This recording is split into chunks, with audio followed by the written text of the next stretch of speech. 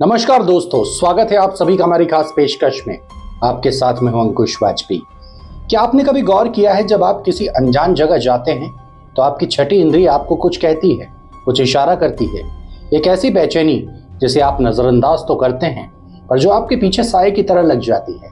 आज की कहानी अजमेर के जावेद की है।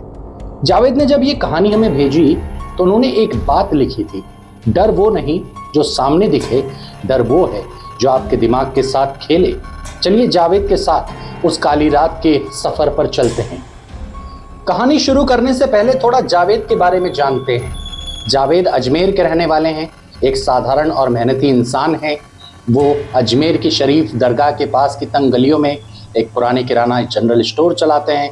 दिन भर ग्राहकों की भीड़ और शोर शराबे में रहने वाले जावेद अपनी बेबाकी और निडरता के लिए मशहूर थे। वो उन लोगों में से थे जो भूत प्रेत की बातों पर हंस दिया करते थे। लेकिन ये निडरता पिछले साल टूट गई। मौका था उनके जिगरी यार समीर की शादी का। समीर और जावेद बचपन के साथी थे, एक ही स्कूल, एक ही मोहल्ला। समीर जयपुर की एक बड़ी आईटी कंपनी में काम करता था, लेकिन उसकी जड़ें आज भी अपने पुश्तैनी गांव से जुड़ी थी। जयपुर से करीब 60 से 70 किलोमीटर अंदर भानगढ़ के इलाके के पास समीर का पुराना गांव था, जहां उसकी शादी तय हुई थी। अजमेर की तंग गलियों से निकलकर जावेद जयपुर के उस दूर दराज गांव की ओर बढ़ रहे थे। जैसे जैसे शहर की रोशनी पीछे छूट रही थी, सन्नाटा जावेद के कानों में शोर करने लगा था। सड़कों के दोनों तरफ खड़े पुराने पेड़ ऐसे लग रहे थे मानो कोई हाथ फैलाकर उन्हें रोकने का इशारा कर रहा हो। गांव की सरहद पर जावेद को बुजुर्ग मिले। बुजुर्ग की आंखों में एक अजीब सी वीरानी थी। जब जावेद ने कुएं वाले रास्ते की उनके सामने बात की तो बुजुर्ग ने सिर्फ इतना कहा, उस रास्ते पर जो खुशबू है वो किसी को बुलाने के लिए है, जाने के लिए नहीं। जावेद को लगा ये गांव वालों के पुराने वहम। कुएं के पास पहुंचते ही बाइक का बंद होना कोई इत्तेफाक नहीं था। जावेद ने गौर किया, वहां चिड़ियों की चहचहाहट तक बंद हो चुकी थी। वहां हवा का तापमान अचानक गिर रहा था। चमेली की वो खुशबू इतनी भारी थी, जावेद को सांस लेने में तकलीफ होने लगी। उन्हें लगा जैसे कोई उनके पीछे खड़ा है और उनके गर्दन पर ठंडी सांसें छोड़ रहा है। उन्हें पीछे मुड़कर देखा तो सिर्फ धुंध थी, और उस धुंध में कोई हिल रहा था। खैर, जैसे तैसे जावेद शादी वाले घर पहुंचे। जावेद की आंखों में वो कुआं लगातार आ रहा था, ओझल नहीं हो रहा था। रात के 1:30 बज चुके थे। जब वो छत पर गए तो कोहरा इतना था उन्हें चांद भी धुंधला नजर आ रहा था। तभी छत के कोने से वो साया उन्हें दिखाई दिया। वो औरत लाल जोड़े में। जावेद ने बताया उसके शरीर से एक ऐसी बदबू आ रही थी जैसे कोई बरसों पुरानी बंद गुफा खुल गई हो।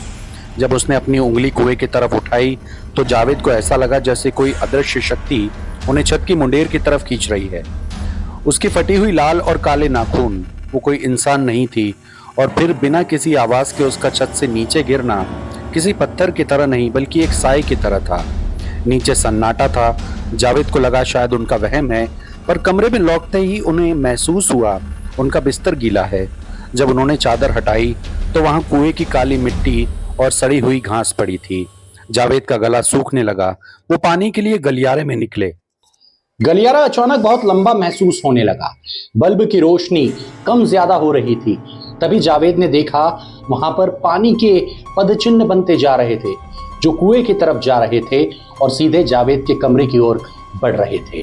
और फिर वही लाल जोड़ा हवा में तैरता हुआ। उसकी आंखों के गड्ढों से काला पानी बह रहा था।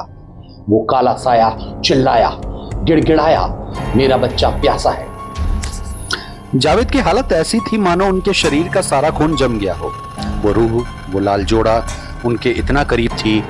उसकी सड़न और उस ठंडी हवा का एहसास लगातार हो रहा था। जावेद डर के मारे कांप रहे थे। उनकी जुबान तालू से चिपक गई थी। वो कुछ कहना चाहते थे, चिल्लाना चाहते थे, पर गला जैसे किसी ने दबा दिया हो। और फिर पलक झपकते ही वो साया धुंध में गायब हो गया। जावेद का दिमाग इस दहशत को बर्दाश्त नहीं कर पाया और वो वहीं फर्श पर बेहोश होकर गिर पड़े। अगली सुबह जब जावेद की आंख खुली तो अपने कमरे के बिस्तर पर थे।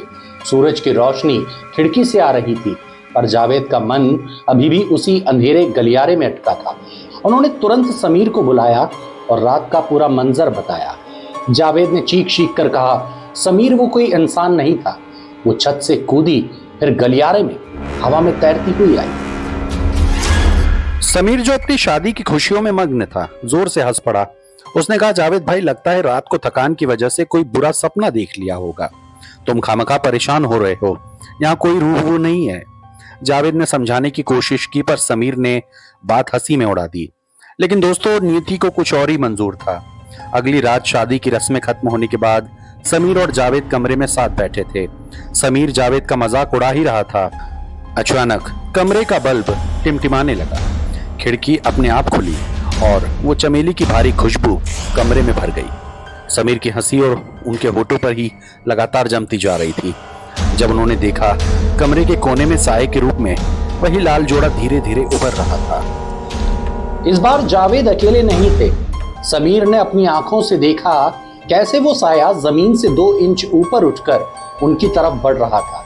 समीर की चीख निकल गई। दोनों दोस्त पागलों की तरह कमरे से बाहर भागे और सीधे नीचे हॉल तक पहुंचे, जहां परिवार के बड़े बुजुर्ग बैठे थे। दोनों के चेहरे सफेद पड़ चुके थे और शरीर पसीने से तरबतर था। समीर के पिता ने जब उनकी हालत देखी तो समझ गए अब बात छिपानी नामुमकिन है। अगले दिन सुबह होते ही गांव के सबसे पुराने मदरसे से मौलाना साहब को बुलाया गया। मौलाना साहब ने कदम रखते ही कह दिया, इस घर की हवा बहुत बुरी है, बहुत भारी है। किसी पुरानी कसक ने इस घर को जकड़ कर रखा है। उन्होंने आंगन में घेरा बनाया और जावेद को बीच में बैठाया, क्योंकि वही उस रूह का जरिया बने हुए थे। मौलवी साहब ने लोबान जलाया और अपनी पाक आयतों को पढ़ना शुरू किया। अचानक जावेद का शरीर जोर जोर से झटके लेने लगा। उनकी आंखों की पुतलियां ऊपर चढ़ गई। मौलाना साहब ने कड़क आवाज में पूछा, कौन हो तुम और इस घर के मेहमान को क्यों परेशान कर रही हो? जावेद के मुंह से एक ऐसी आवाज निकली जो रूह कपा देने वाली थी। वो आवाज जावेद की नहीं, बल्कि एक तड़पती हुई औरत की थी। उसने कहा, मैं कोई शैतान नहीं हूं, मैं तो बस मां हूं। 20 साल हो गए, मेरा बच्चा उस अंधेरे कुएं में प्यासा बैठा है। इन लोगों ने हमें मार दिया, पर हमारे दर्द को नहीं दफना पाए। मुझे इंसाफ चाहिए, मुझे मेरा बच्चा चाहिए।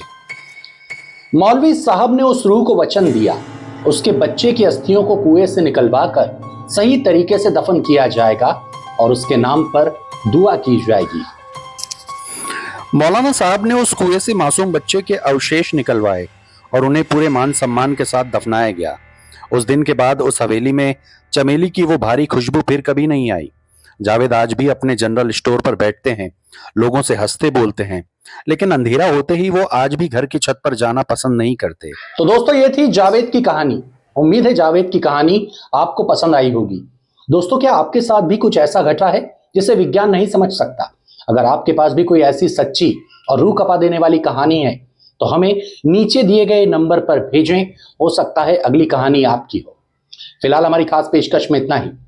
अपने चैनल को ज्यादा से ज्यादा सब्सक्राइब करें। नमस्कार।